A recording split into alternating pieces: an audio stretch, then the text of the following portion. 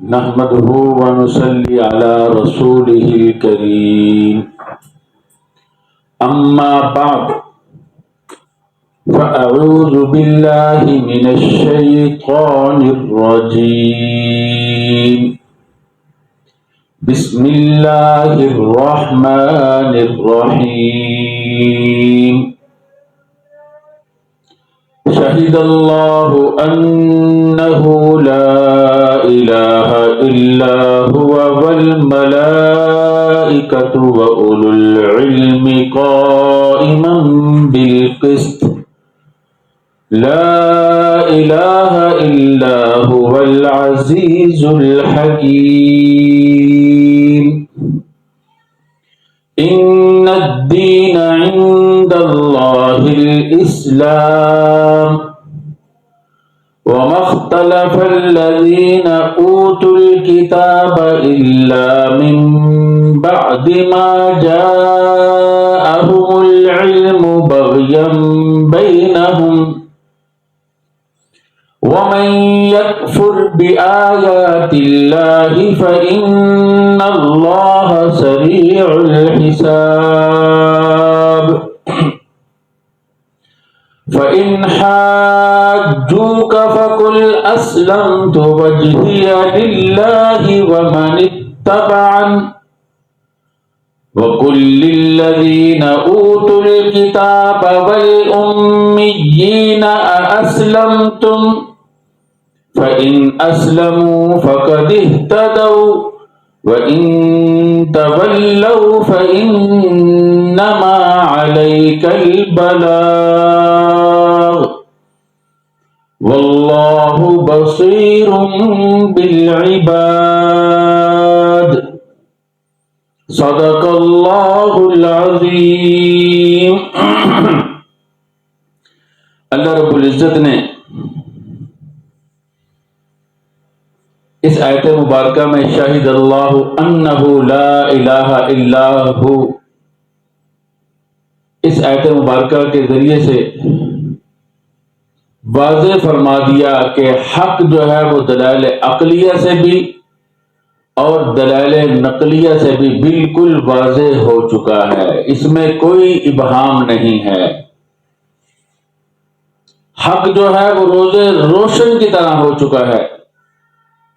اللہ رب العزت نے بھی گواہی دے دی، اس کا ترجمہ یہ بنتا ہے، اور فرشتوں نے بھی اور اہل علم نے بھی کہ اللہ کے علاوہ کوئی معبود نہیں ہے۔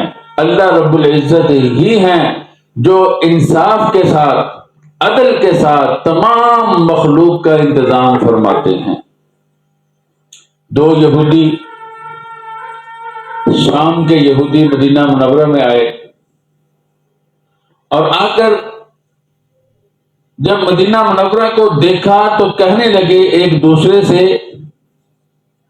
یہ تو وہی شہر ہے جس کے اندر نبی آخر الزمان صلی اللہ علیہ وسلم مبعوث ہوں گے، اور پھر اس کے بعد آپ صلی اللہ علیہ وسلم کی خدمت میں تشریف لے گئے،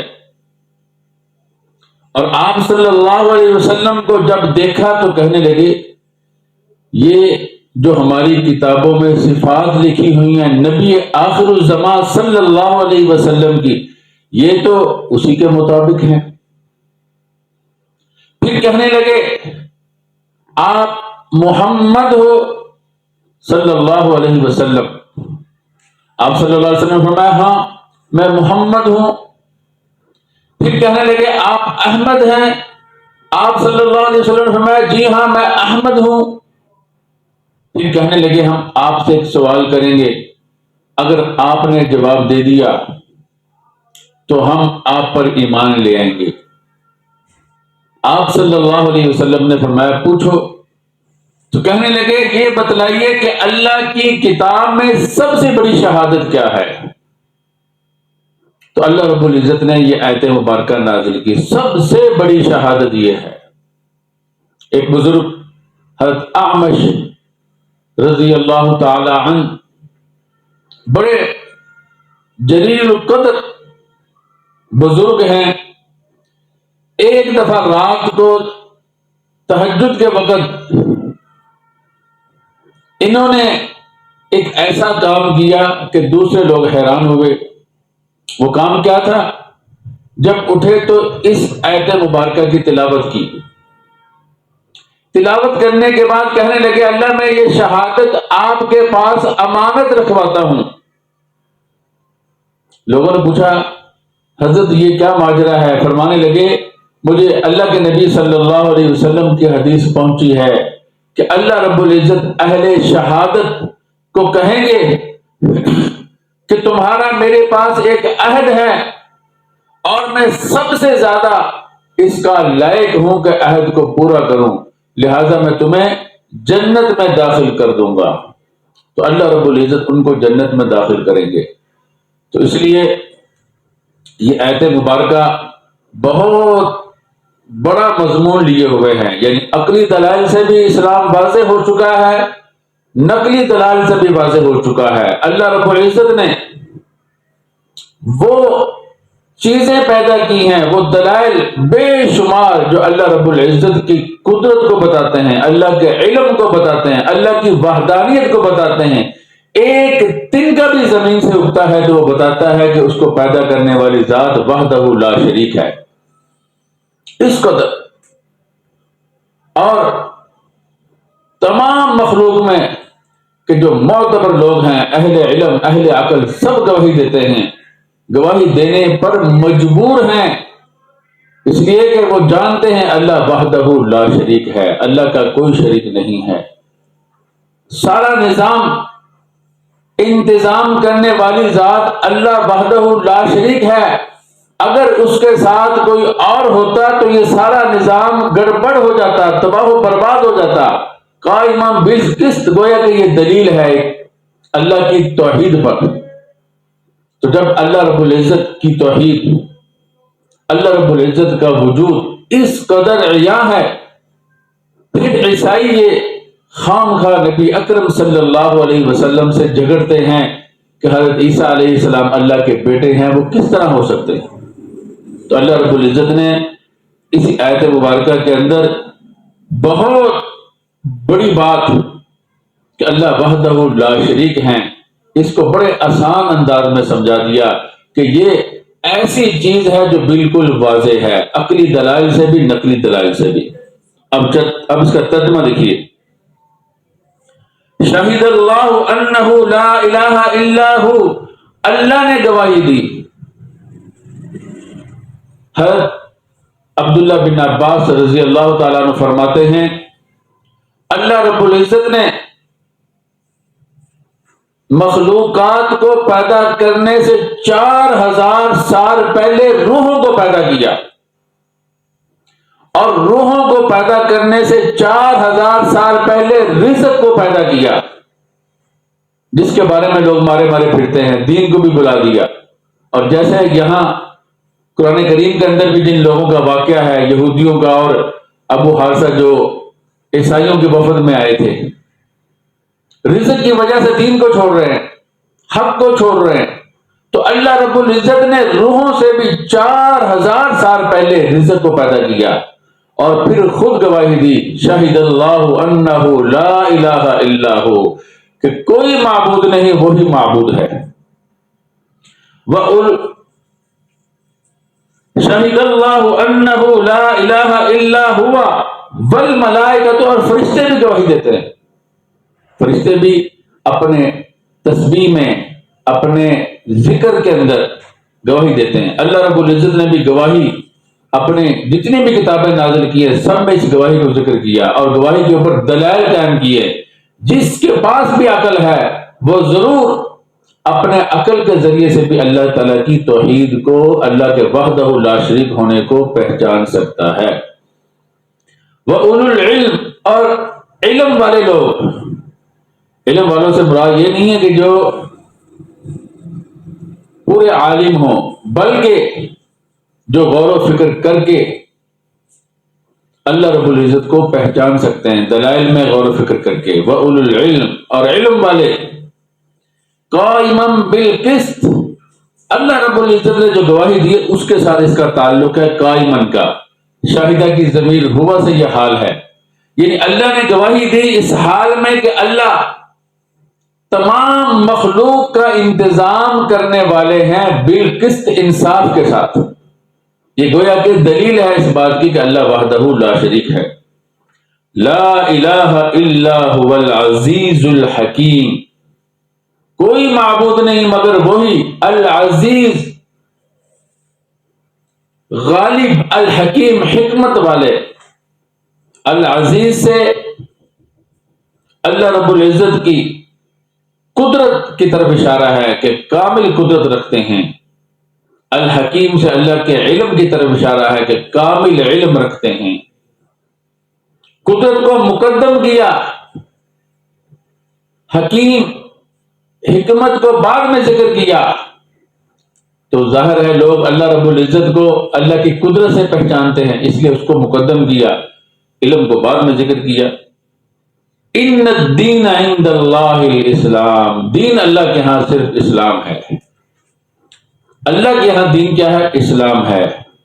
وَمَن يَبْتَغِ غَيْرَ الْإِسْلَامِ دِينًا فَلَن يُقْبَلَ مِنْهُ، اسلام کے علاوہ جو دین لے کر آئے گا، جو دین تلاش کرے گا، فَلَن يُقْبَلَ مِنْهُ، اس سے وہ قبول نہیں کیا جائے گا۔ تو اسلام یہ ایک اصطلاحی لفظ بھی ہے، نبی اکرم صلی اللہ علیہ وسلم کے دین کے بارے میں بولا جاتا ہے جو آپ صلی اللہ علیہ وسلم لے کر آئے ہیں۔ آپ صلی اللہ علیہ وسلم نے فرمایا، وہ روایت بڑی مشہور ہے کہ حضرت فاروق اعظم رضی اللہ تعالیٰ عنہ تورات کو پڑھ رہے تھے اور آپ صلی اللہ علیہ وسلم کا چہرہ انور سرخ ہوا جا رہا تھا غصے سے۔ ابو بکر صدیق رضی اللہ تعالیٰ نے فرمایا، عمر تم تورات کو تو پڑھتے ہو اور محمد رسول اللہ صلی اللہ علیہ وسلم کا چہرہ انور کیوں نہیں دیکھتے؟ جب انہوں نے دیکھا تو گھٹنوں کے بل کھڑے ہو کر پناہ مانگنے لگے اللہ رب العزت کے غصے سے، اللہ کے رسول صلی اللہ علیہ وسلم کے غصے سے پناہ مانگنے لگے۔ نبی اکرم صلی اللہ علیہ وسلم نے فرمایا، اے عمر لو کان موسیٰ حیا ما وسعہ الا اتباعی، اگر یہ کتاب والے پیغمبر بھی آ جاتے تو میری اتباع کے بغیر ان کے لیے بھی چارہ نہ ہوتا۔ تو اللہ نے دین اسلام کو پسند کر لیا، اب اس کے بعد کوئی دین نہیں ہے۔ ان الدین عند اللہ الاسلام، اسلام اللہ کے ہاں یہی دین حق ہے۔ اور آگے اس کے بارے میں کچھ مزید وضاحت بھی آئے گی، لغوی معنی کے لحاظ سے بھی اس کا اطلاق ہوتا ہے، وہ آگے انشاءاللہ اس کے بارے میں سمجھاؤں گا۔ آگے دوسری آیت میں آ رہا ہے، وَمَا اخْتَلَفَ الَّذِينَ أُوتُوا الْكِتَابَ إِلَّا مِن بَعْدِ مَا جَاءَهُمُ الْعِلْمُ بَغْيًا بَيْنَهُمْ، اللہ فرماتے ہیں نہیں اختلاف کیا ان لوگوں نے جنہیں کتاب دی گئی مگر بعد اس کے کہ ان کے پاس علم آ گیا، ان کے پاس حق آ گیا، ان کے پاس ہدایت آ گئی، بغیم بینہم، آپس میں بغض اور عناد کی وجہ سے، حسد کی وجہ سے، سرکشی کی وجہ سے، یعنی ان کا اختلاف اس لیے نہیں تھا کہ کوئی شبہ رہ گیا تھا یا ان کو کوئی بات سمجھ میں نہیں آئی یا انہوں نے نور نبوت فخر دو عالم صلی اللہ علیہ وسلم کی پیشانی مبارک سے نہیں دیکھا،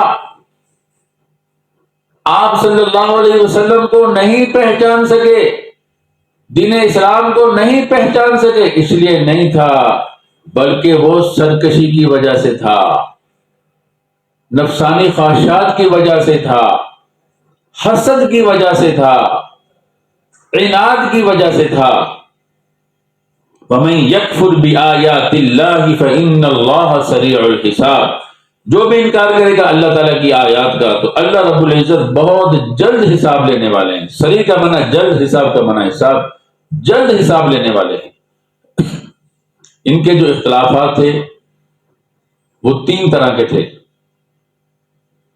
ایک اختلاف تو وہ تھا جو عیسائیوں اور یہودیوں کے درمیان میں تھا۔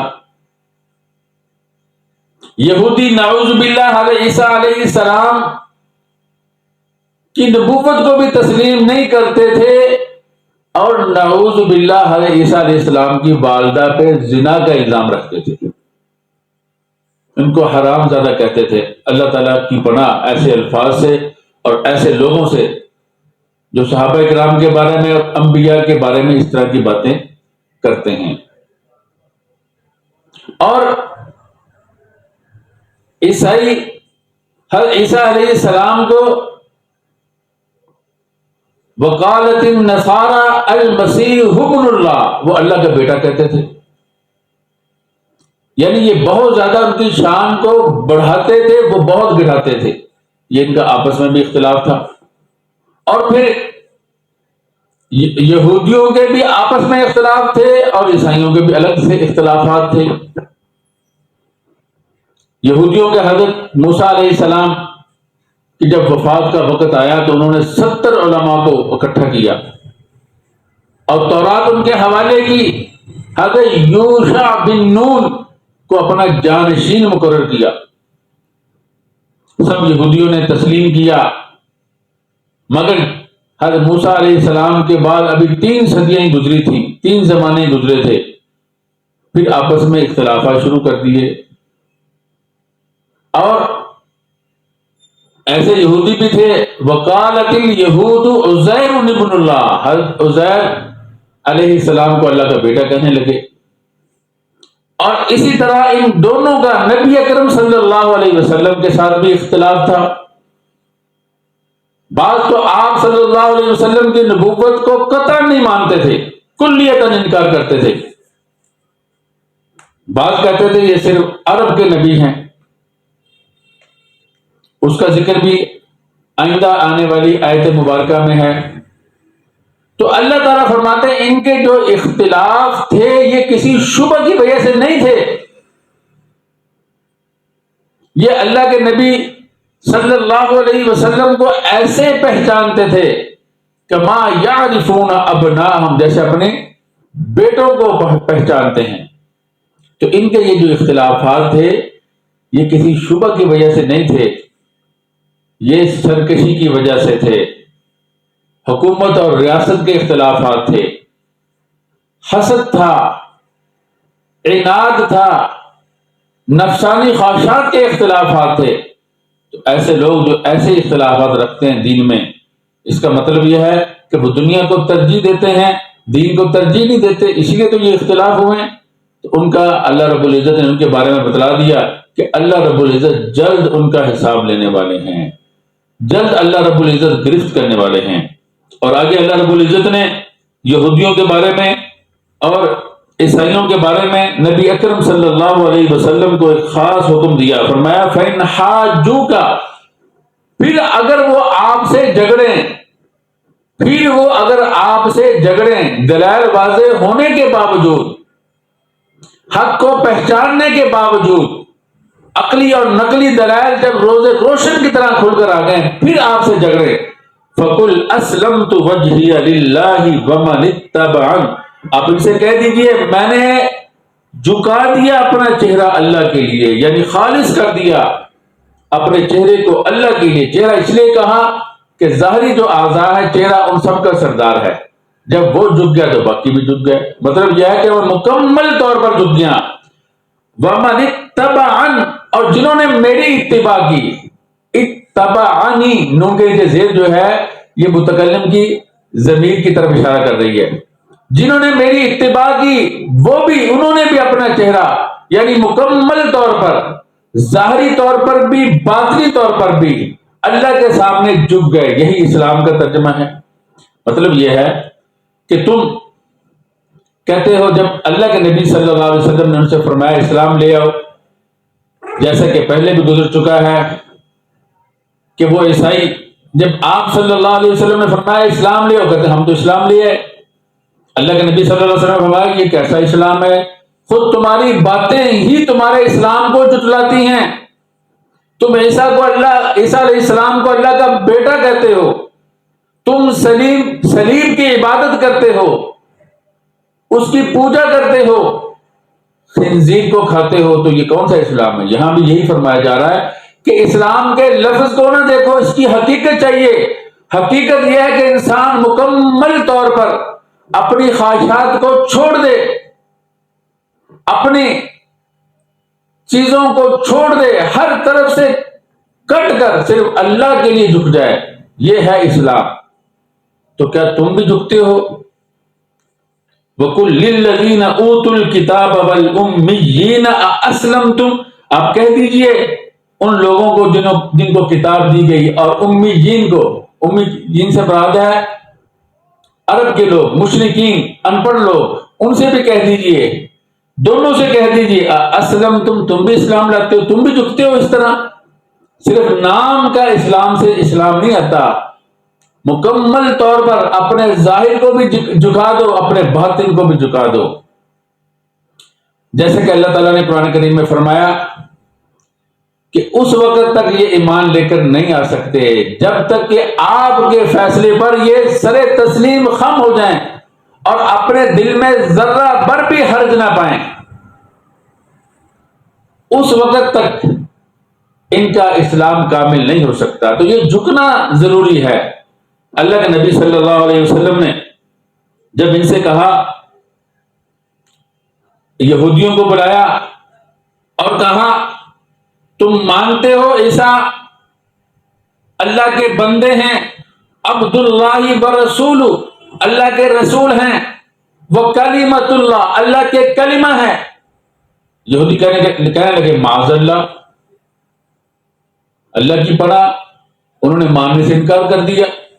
یعنی اللہ کی بعض کتابوں کو مانتے تھے، بعض کو نہیں، بعض نبیوں کو مانتے تھے، بعض کو نہیں، اور بعض نبیوں کے بارے میں انتہائی گستاخانہ رویہ اختیار کیے ہوئے تھے، اور خود فخر دو عالم امام الانبیاء سرور کونین صلی اللہ علیہ وسلم کو ماننے سے انکار کر دیا صرف حسد کی وجہ سے۔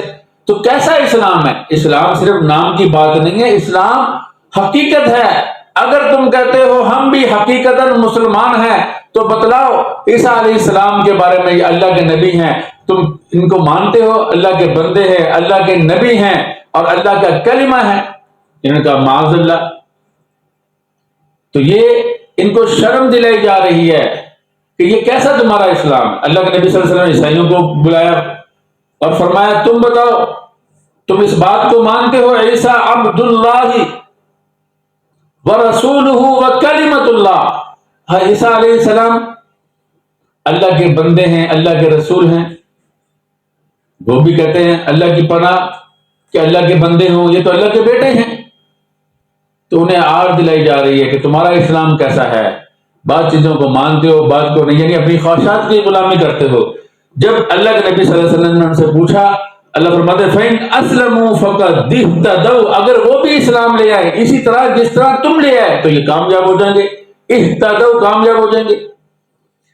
وَإِنْ تَوَلَّوْا، جب انہوں نے منہ پھیر لیا تو اللہ تعالیٰ نے یہ آیت نازل فرمایا وَإِنْ تَوَلَّوْا، اگر وہ منہ پھیر لیں جیسے کہ انہوں نے پھیر لیا، فَإِنَّمَا عَلَيْكَ الْبَلَاغُ، بے شک آپ کے ذمہ پہنچانا ہے، آگے وہ ہدایت کو قبول بھی کر لیں یہ آپ کے ذمہ نہیں ہے، یہ اللہ تعالیٰ کے ہاتھ میں ہے۔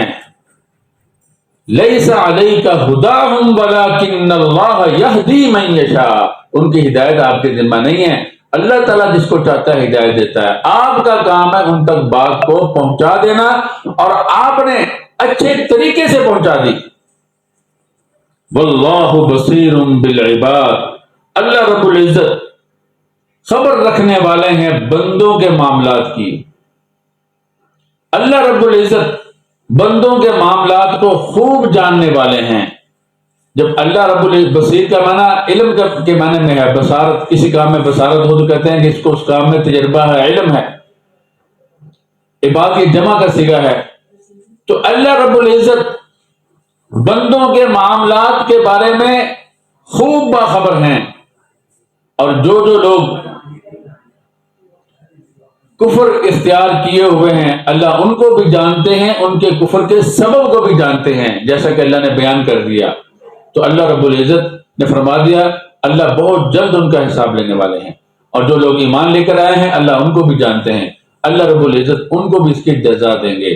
تو مسلمانوں کا کام کیا ہے کہ حق بات کو صحیح طریقے پر پہنچا دینا، اور اللہ تعالیٰ کی توحید، اللہ کا وحدہ لا شریک ہونا، یہ تو اتنا واضح ہے کہ ہر عقل مند آدمی اپنے عقل کے ذریعے سے بھی اس کو جان سکتا ہے۔ میں نے بتایا تھا کہ کائنات کا ذرہ ذرہ گواہی دیتا ہے کہ وہ وحدہ لا شریک ہے۔ بس آج کے لیے اتنا ہی کافی ہے، دعا کیجئے اللہ رب العزت ہمیں قرآن کریم کو صحیح معنی میں سمجھنے کی توفیق عطا فرمائے، اور ہمیں اور ہماری اولادوں کو سب کو دین مستقیم کے اوپر قائم و دائم رکھے۔ وآخر دعوانا ان الحمد للہ رب العالمین۔